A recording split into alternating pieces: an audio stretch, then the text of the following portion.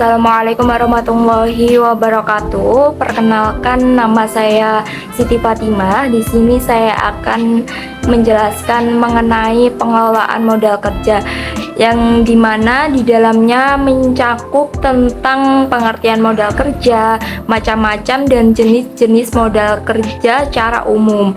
Yang ketiga ada sumber dana modal kerja UMKM, dan yang terakhir ada faktor pengaruh modal kerja UMKM. Oke, kita mulai ya dari yang pertama, yaitu pengertian modal kerja. Menurut Bambang Rianto, dalam pengertian klasik berarti hasil produksi yang digunakan untuk kegiatan produksi. Dalam konteks ini, modal diterjemahkan secara fisik atau physical oriented. Pada perkembangan selanjutnya, pengertian modal mengalami pergeseran dari sifat fisik menjadi non-fisik, non-physical oriented. Dalam pengertian ini, modal ditekankan pada nilai, daya beli, atau kekuasaan memakai atau menggunakan yang terkandung dalam barang-barang modal. Dalam operasinya, perusahaan selalu membutuhkan dana harian, misalnya untuk membeli bahan mentah, membayar gaji karyawan, membayar rekening listrik, membayar biaya transportasi, membayar hutang, dan sebagainya. Dana yang dialokasikan tersebut diharapkan akan diterima kembali dari hasil penjualan produk yang dihasilkan dalam waktu yang tidak lama atau kurang dari 1 tahun. Uang yang diterima tersebut dipergunakan lagi untuk kegiatan operasi perusahaan selanjutnya, dan seterusnya dana tersebut berputar sehingga selama perusahaan masih beroperasi. Dana yang digunakan untuk membiayai kegiatan operasi perusahaan sehari-hari disebut modal kerja atau bisa disebut dengan capital work. Mengenai pengertian modal kerja ini dapat dikemukakan ada beberapa konsep, yaitu ada 3 konsep. Yang pertama konsep kuantitatif, yang kedua konsep kualitatif, yang ketiga konsep fungsional. Oke, kita mulai dari yang pertama, yaitu konsep kuantitatif. Modal kerja adalah seluruh aktiva lancar, umumnya elemen-elemen dari sebuah kuantitatif, meliputi kas, surat-surat berharga atau sekuritas, piutang, dan persediaan. Modal kerja dalam pengertian ini sering disebut modal kerja bruto atau gross working capital. Yang kedua yaitu konsep kualitatif. Apabila pada konsep kuantitatif modal kerja ini hanya dikaitkan dengan besarnya jumlah aktiva lancar saja, maka pada konsep kualitatif ini pengertian modal kerja juga dikaitkan dengan besarnya jumlah utang lancar atau utang yang harus segera dibayar.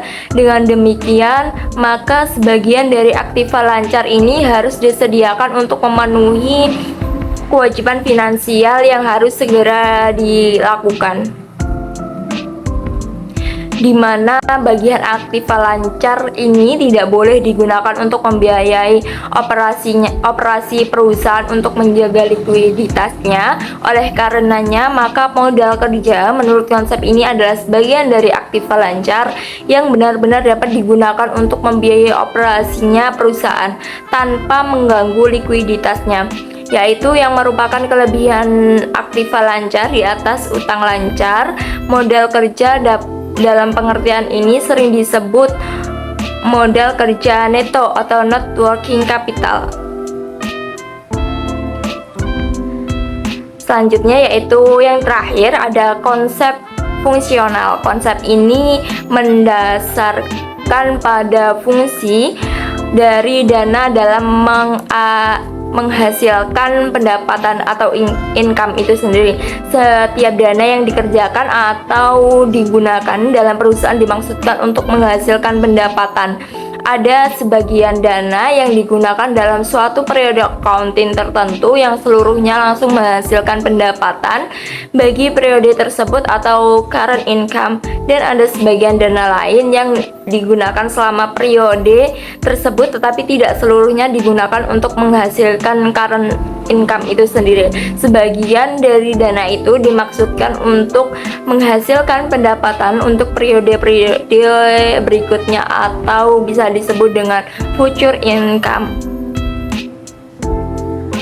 Selanjutnya yaitu yang kedua, ada macam-macam dan jenis modal kerja secara umum. Secara umum macam-macam modal kerja dibedakan menjadi dua, yaitu modal asing atau utang dan modal sendiri. Yang pertama, modal asing atau utang. Modal asing adalah modal yang berasal dari luar perusahaan yang sifatnya sementara, bekerja di dalam perusahaan dan bagi perusahaan yang bersangkutan modal tersebut merupakan utang yang pada saatnya harus dibayar kembali. Yang kedua ada modal sendiri. Modal sendiri pada dasarnya adalah modal yang berasal dari pemilik perusahaan yang ternama di dalam perusahaan untuk waktu yang tidak tertentu lamanya. Oleh karena itu, modal sendiri ditinjau dari sudut likuiditas merupakan dana jangka panjang yang tidak tertentu waktunya. Modal sendiri selain berasal dari luar perusahaan dapat juga berasal dari dalam perusahaan sendiri, yaitu modal yang dihasilkan atau dibentuk sendiri di dalam perusahaan. Modal sendiri yang berasal dari sumber inter ialah dalam bentuknya keuntungan yang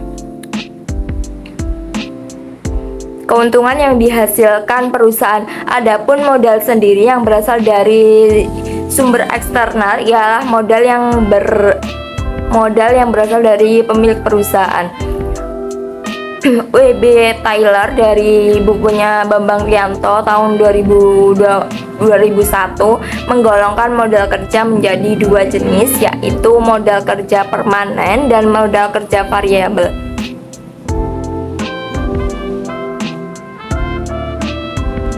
Modal kerja permanen atau permanent working capital yaitu modal kerja yang tetap harus ada dalam perusahaan untuk menjalankan kegiatan usaha.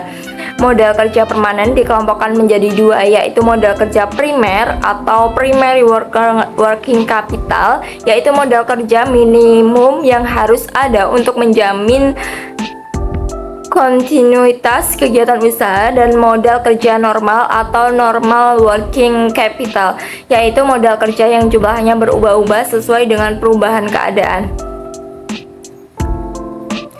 Dan yang kedua ada modal kerja variabel atau variable working capital, yaitu jumlahnya berubah-ubah sesuai dengan perubahan keadaan. Modal kerja variabel dapat dikelompokkan menjadi tiga, yaitu modal kerja musiman, modal kerja siklis, dan modal kerja darurat.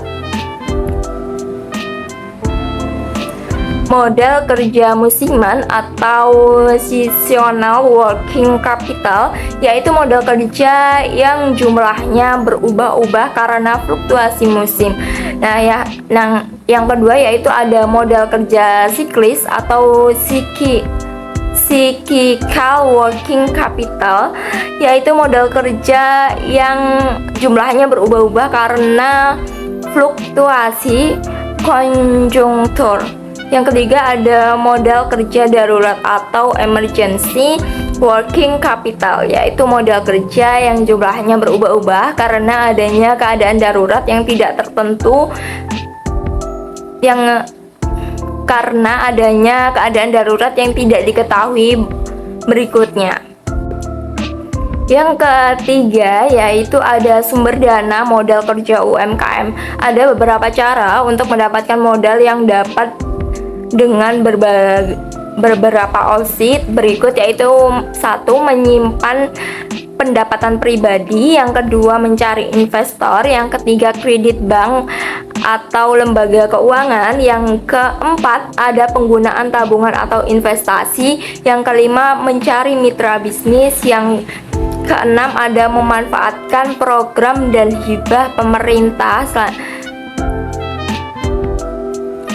Kita mulai dari yang pertama, yaitu ada menyimpan pendapatan pribadi dengan menyisihkan sebagian penghasilan bulanan sebagai modal untuk ditabung. Disiplin dalam mengelola keuangan pribadi sangat penting dalam proses ini, yaitu dalam proses menyimpan pendapatan pribadi tersebut. Yang kedua, ada mencari investor.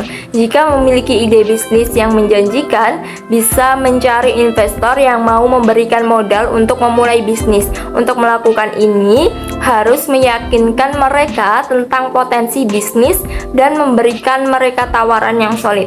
Yang ketiga, ada kredit bank atau lembaga keuangan, yaitu dapat mempertimbangkan untuk mengajukan pinjaman modal kerja dari bank atau lembaga keuangan yang lainnya. Penting untuk memiliki rencana bisnis yang jelas dan mampu membayar kembali pinjaman dengan tingkat bunga yang wajar. Selanjutnya ada penggunaan tabungan atau investasi.